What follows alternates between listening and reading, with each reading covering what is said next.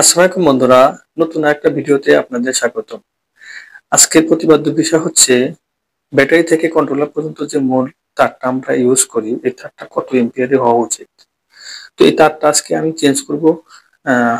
পূর্বে ছিল 6 RM, এখন আমি 3 RM লাগাবো। এবং এই নতুন যে একটা সার্কিট ব্রেকার সংযোজন করেছি ব্যাটারিতে, এটা এসি সার্কিট ব্রেকার ব্যাটারিতে ঠিক মতো কাজ করছে কিনা এটাও আপনাদের পরীক্ষা করে দেখাবো। তো চলুন ভিডিওটা শুরু করা যাক।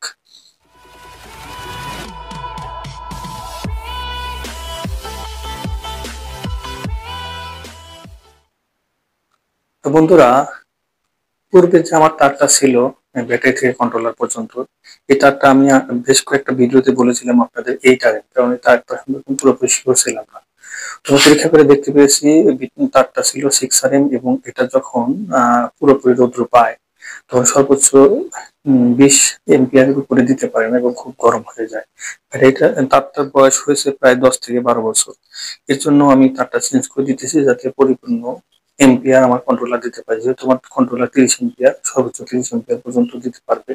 তো এর জন্য আমি নতুন তার কিনে নিয়ে আসছি আপনাদের পার্থক্যটা বোঝানোর জন্য। এখানে তারগুলোর গেজগুলো আমি কেটে রাখছি।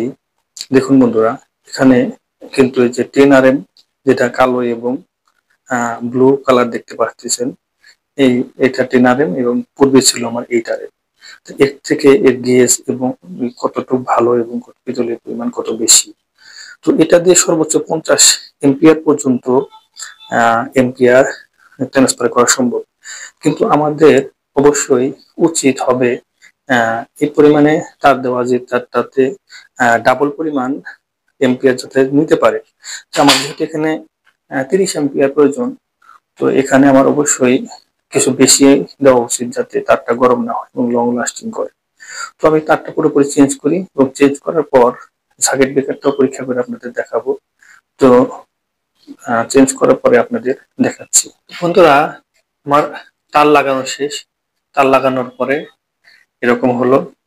তো মেইন তারটা যেখানে নেগেটিভ পজিটিভ চলে গেছে এবং এখানে এসে জাস্ট পজিটিভের তারটা এখানে শর্ট হয়ে গেছে। এখানে পজিটিভের তারটা এখানে আপনার এই কালারটা পজিটিভ, এটা এই সার্কিট ব্রেকার দেওয়া হয়েছে। সার্কিট ব্রেকারটা একটা সার্কিট ব্রেকার, তো এখান দিয়ে তারটা এখানে চলে আসছে। তো এটাটা লাগানোর গ্যাপ রাখা হয়েছে এই জন্য আপনাদেরকে টেস্ট করে দেখাচ্ছি যে সার্কিট ব্রেকারটা কাজ করে কিনা। তো এটা কিন্তু এসি সার্কিট ব্রেকার। আমার এই সাইডে আপনারা যারা ভিডিও দেখেন তারা জানেন, এই সাইডে একটা মাত্র ডিসি সার্কিট ব্রেকার 10 এম্পিয়ার, আর এটা এসি সার্কিট ব্রেকার 16 এম্পিয়ার। আর এই সাইডে এসি সার্কিট ব্রেকার আছে, এটা প্যানেলে দেওয়া হয়েছে 3টা। তো এই ব্রেকারটা যে আমি লাগালাম ব্যাটারিতে, দেখি ব্যাটারিতে কাজ করে কিনা।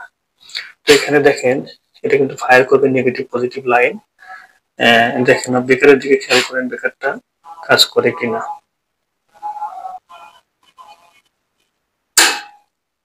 দেখতে পাচ্ছেন কিনা, আবার উঠে দিলাম, এটা জাস্ট নেগেটিভ পজিটিভ। এখানে একটু আলো কম, দুঃখিত, কারণ যেহেতু আমার সোলারটা বন্ধ আছে, আমি টর্চ লাইটের আলোতে কাজ করতেছি। দেখেন এখানে নেগেটিভ পজিটিভ জাস্ট ফায়ার করবে এবং ব্রেকারটা কিন্তু অফ হয়ে গেল। এখন কিন্তু ব্রেকার অফ, এখন কিন্তু নেগেটিভ পজিটিভ শর্ট করলেও কোনো কাজ হচ্ছে না। তো এরকম এসি সার্কিট ব্রেকার লাগিয়েও কিন্তু আমরা ব্যাটারিতে সুরক্ষা দিতে পারি। যেহেতু এখানে মোটা তারে কাজ করা থাকে, মোটা তারটা তো আর সহজে সমস্যা করে না, এটা ব্রেকার অবশ্যই কাজ করে। আর যেহেতু চিকন তার থাকে আপনার এই সার্ভিস লাইনে, বাড়িতে যে বাতির লাইনগুলো থাকে সেখানে চিকন লাইন থাকে, এখানে খুব সূক্ষ্ম ব্যাপার থাকে। এই জন্য আমি শুধু একটা ডিসি সার্কিট ব্রেকার লাগিয়েছি, এটার দাম অনেক বেশি, প্রায় 900 টাকার মতো। আর এগুলা পড়েছে মাত্র 150 টাকার মতো, পার পিস 150 টাকা। তো লাইনটা আপনাদের পুরোপুরি লাগায় দেখাই, তারপরে কিছু কথা বলতেছি।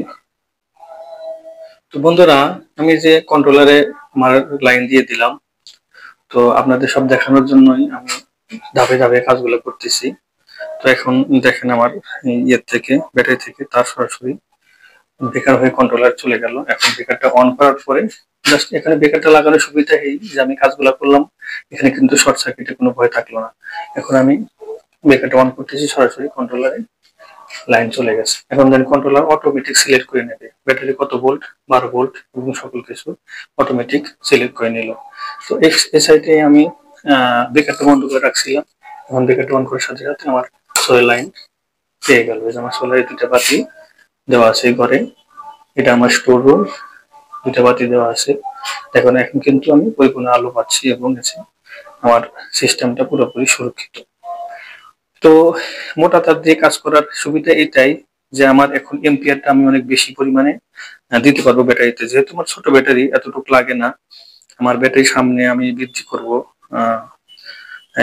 এইগুলো আর একটা ব্যাটারি দেওয়ার চিন্তা ভাবনা আছে, প্যারালাল করে সংযোগ দিব, এর জন্য একটা তার আমি বাড়তি করে রেখেছি।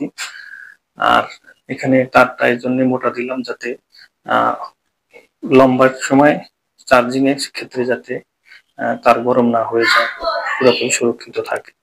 তো আজকের ভিডিওটা এই পর্যন্তই। লাইক শেয়ার করবেন, সাবস্ক্রাইব করে পাশে থাকবেন। খোদা হাফেজ।